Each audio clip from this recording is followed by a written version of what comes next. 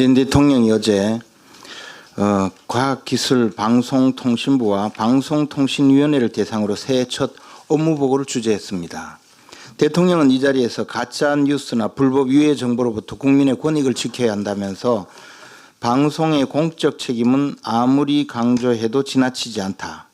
사실상 반정부 여론 검열을 지시하는 듯한 주장을 했습니다. 보고의 메인 슬로건인 혁신의 DNA 과학기술 강국, 이렇게 슬로건은 이렇게 정해놓고 사실은 반정부 언론 또 정부의 비판적인 여론에 대해서 검열을 요구한 것이 아닌가 생각을 합니다. 2017년 8월 이후 2년 5개월 만에 업무 보고였습니다. 그런데 주제 선정부터 내용까지 모든 것이 문제가 있다고 봅니다. 경제 안보 등 국민의 먹고 사는 문제를 제쳐두고 과학기술 분야를 선정했다면 그 논의의 방향은 과학기술 분야 혁신 성장을 통한 국가 경쟁력 확보 방안이 되어야 했을 것입니다. 그런데 어제 보고회를 총평하자면 4차 산업, AI 기술, 5G 등 과학기술은 그냥 들러리에 불과했고 방송, 통신, 통제만 부각된 전형적인 주객전도의 보고회였습니다.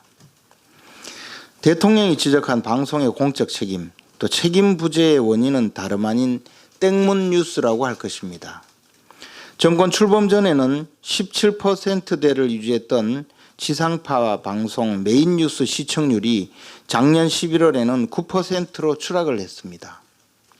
또 다른 지상파 방송사의 시청률은 4%에 머물다가 한때는 1%대로 떨어졌다고 합니다. 시청률 1%는 방송이 다 끝나고 애국가가 나오고 심지어는 애국가가 끝난 다음에 화면이 칙 소리 날 때의 시청률이라고 합니다.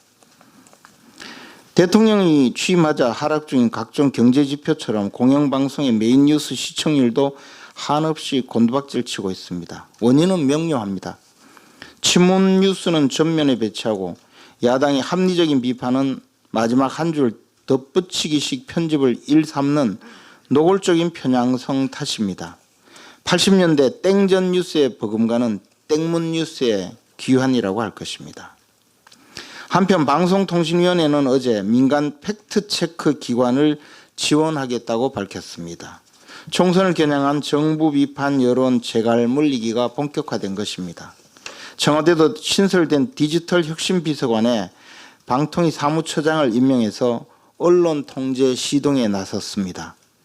자유한국당은 반문 여론 통제 시도를 결코 묵과하지 않을 것입니다. 비판 여론을 허위 정보로 낙인 찍는 불순하고 잘못된 여론 문화 조성에 맞춰 건전하고 합리적이고 진실에 가까운 여론 문화 형성에 앞장서겠습니다.